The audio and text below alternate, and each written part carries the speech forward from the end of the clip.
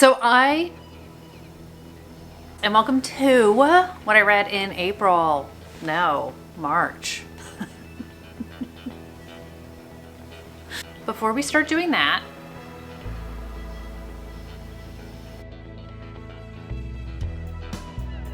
hi everybody, it's Audrey and welcome back to Chapter and Converse, and welcome to some of what I read in the month of March. So I didn't read a ton of books, but I have a ton to say because you know it's me and I tend to ramble. So as usual, I'm going to do this into 2 parts and I'm filming it all at once, so no worries, they'll all be coming out very soon. But I did middle grade March, I read some new releases, I read some backlist, and all in, I had a really good reading month. So I definitely read some old favorites and then I read some new to me authors, and I definitely would say my eyes have been opened to middle grade in the best way possible. So let's talk about it. But before we get into all that, I 1000% did a reading vlog for one of the books that I read this month that at the time of filming this, I have not yet cobbled together the footage for. So if I have put up that reading vlog by the time I post this, I will link it for you guys. And if I haven't, just know it's coming. So more on that in a bit, but let's dive into what I read this month. So as a lot of you guys know, March was middle grade March, and I, as you guys know, am not a middle grade reader, basically kind of ever. But my fabulous friends Amanda and Krista from the Curly Reader and Books and Jams were hosting middle grade March. So of course I wanted to participate and support them and also get out of my comfort zone and realize that there are so many amazing books out there. And I definitely was surprised in a good way by the level of, and I don't want to say quality because that sounds jerky, but like the level of the books that I read that appealed to me as an adult, and I did not expect that to happen. So the first book I want to talk about is The Westing Game. This is by Ellen Raskin, and this is one of those books where I did not know this book existed in the world. I have heard many of my favorite authors, from Gillian Flynn to Jennifer Lynn Barnes, talk about this book, and I fully was like, oh, I should check this thing out. It must be like a new release that I'm not aware of. This came out in the 70s, you guys. So I was reading Beverly Cleary, and I was reading Lois Duncan, and I was reading Sweet Valley. I don't know why I never came across this book, because it definitely is up my alley, but I loved it. And if you have read Jennifer Lynn Barnes, you will absolutely see where the inspiration is. And in the same way I felt after I read Rebecca by Daphne du Maurier, after reading this, I definitely feel like I'm in on a joke, or I'm in on an inspiration in other things that I've seen and read that I didn't get before now that I've read this book. So you guys are probably like, what are you talking about? So this book is puzzles and games and mystery and multiple characters, and I just love it, love it, love it so much. So in this book, we have a bizarre chain of events begins when 16 unlikely people gather for the reading of Samuel W. Westing's will. And though no one knows why the eccentric game-loving millionaire has chosen a virtual stranger and a possible murderer to inherit his vast fortune, one thing's for sure: Sam Westing may be dead, but that won't stop him from playing one last game. So we have a group of 16 people who wind up moving into this apartment building and wind up at the reading of a will of this eccentric millionaire who says in his will that somebody has murdered him, one of those 16 people is responsible, and whoever solves it inherits his entire fortune. So I absolutely loved this book. I was just in it for the twists and turns. I was trying to solve some of the riddles and things like that because I was like, surely I can figure all of this out. But I just had such a fun time with this book. So it's just such a great mystery. Like I said, you definitely feel the inheritance games vibes in this. That whole like leaving the money to the stranger, kind of like a little bit of a Knives Out feel to it. There's a lot of competition between everyone. I just loved it. Highly, highly, hugely recommend this book if you guys haven't read it. It's so well done. I have little tabs for parts that I loved in it. Loved it. And then the second middle grade book that I read is Small Spaces, and this is by Catherine Arden. So I basically Googled like middle grade mysteries and thrillers when I was trying to find books. And this one was described as creepy.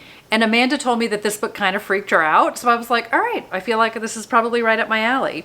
So in this one, we have 11-year-old Ollie, and she is dealing with some loss and grief, and she finds comfort in books.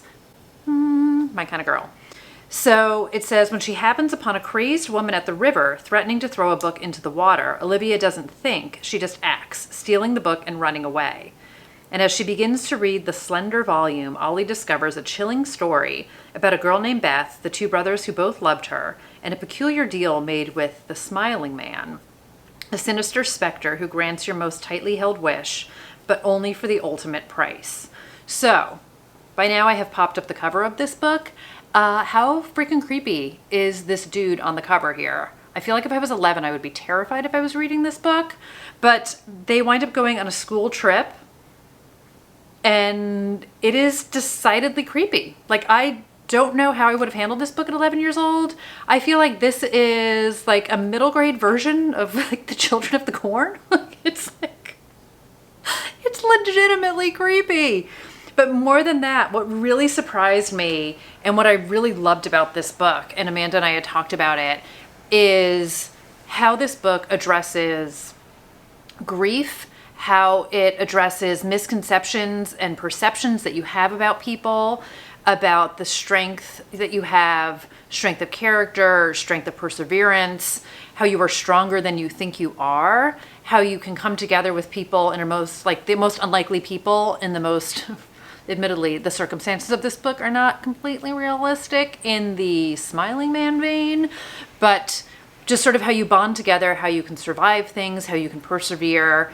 And I just did not expect the depths of, like I said, sort of the emotion of it. And I think, you know, if I knew someone who had a child around this age who was dealing with grief, or who was feeling isolation, or who was maybe having a hard time connecting, like, this is absolutely a book I would recommend to them. I also think if there was a mini-me that I wanted to introduce to some dark and messed up stuff who I think could handle it, I would absolutely give them this book. But it was so beautifully written. I listened to the audiobook of it. It was so well done. I cried when I read this book. I cried when I read this book. I don't even know how to explain the month of March to you guys. I cried a lot in the month of March. But it was just so wonderfully well done. It's the first in a series. I definitely want to continue to read in this series. And then I've seen some other middle grade books that I'm definitely interested in. So I'm not going to sort of end my middle grade reading just because the month has ended. So another one that I have added to my list. So there's a book called Winter House, and this is by Ben Guterson. So I haven't read this one yet, but this is urban fantasy. And again, it's part of a trilogy. I shouldn't say again, it's part of a trilogy. It's the first in a series, and it's set in a magical hotel full of secrets. So this is another sort of puzzles and clues, unlocking a mystery, which I'm very much, like, I just love that vibe anyway. So I'm really excited about that, and I've heard great things about it. And then the other one is called The Parker Inheritance, and this is by Varian Johnson. So this one is The Westingame meets The Watsons Go to Birmingham. So we've got sort of a historical fiction turn to it. So we have 1963 in South Carolina, and then we have present day where these kids, grandchildren, find this letter their grandmother left, and they wind up looking into her past and learning about her history and sort of piecing together parts of a puzzle.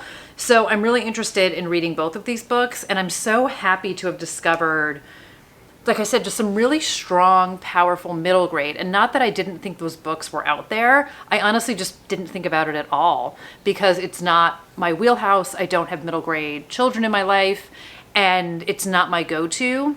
But I was so pleasantly surprised by what I read, and I love it. It definitely was eye-opening for me, and I'm glad I went down a bit of a rabbit hole, and I'm super grateful to have amazing people to talk middle grade with who are so well-versed in it. So cheers for middle grade, cheers for both of these books. And then the smiley face man, so creepy, but so well done. The next book I want to talk about is The Club by Ellery Lloyd. And this book, you guys, I'm telling you, was tailor-made for me.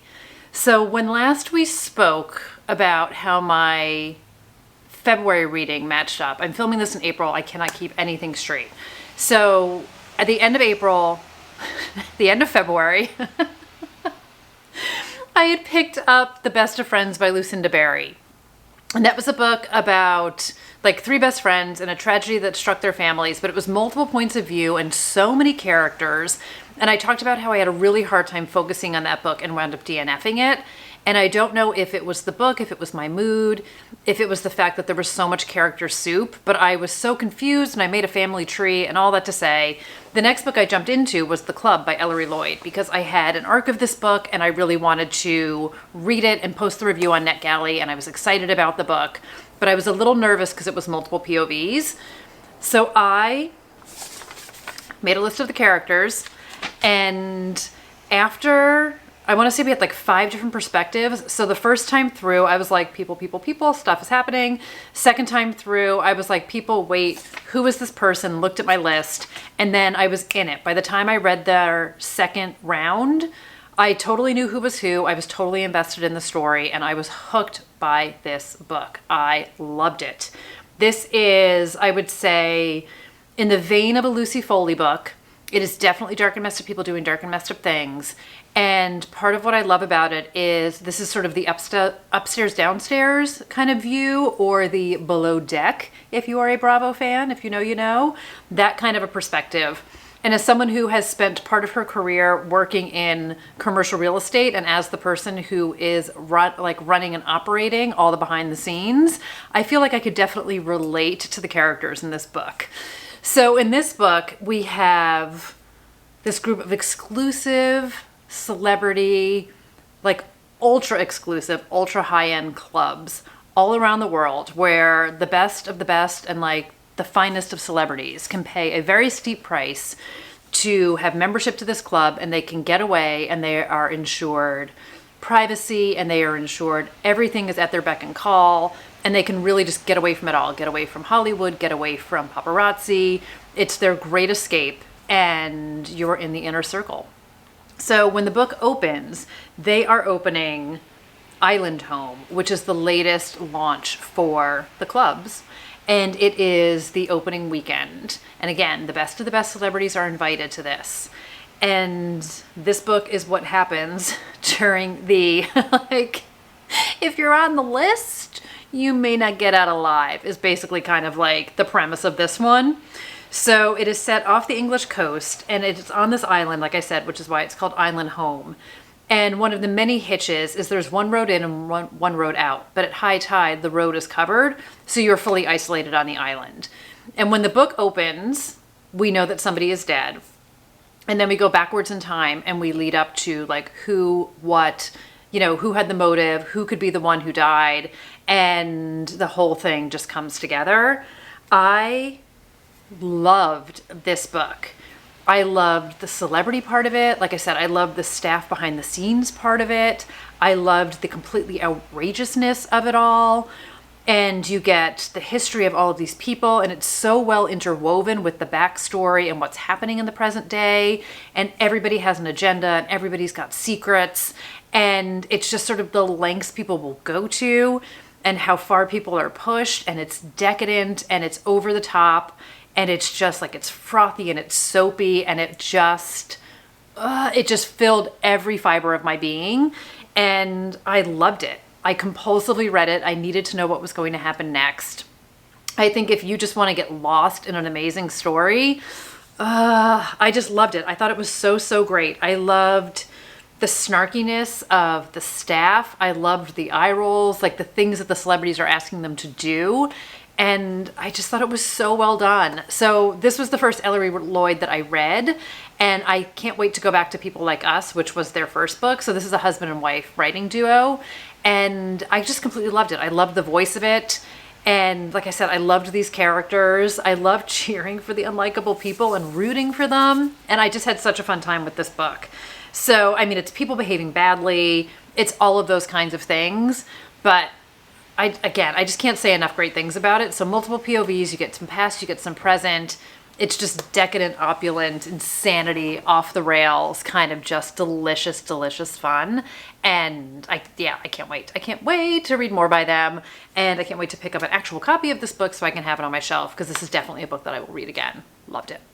So that's going to do it for part 1 of what I read in March. Stay tuned for part 2, which will be coming up before you can even blink, because I'm doing it all at the same time. But let me know if you guys have read any of these books, if you did middle grade March, if you did any kind of readathons in March, And hopefully everyone had a great reading month. So I will see you guys in a flash in part 2. Bye everybody. Take care.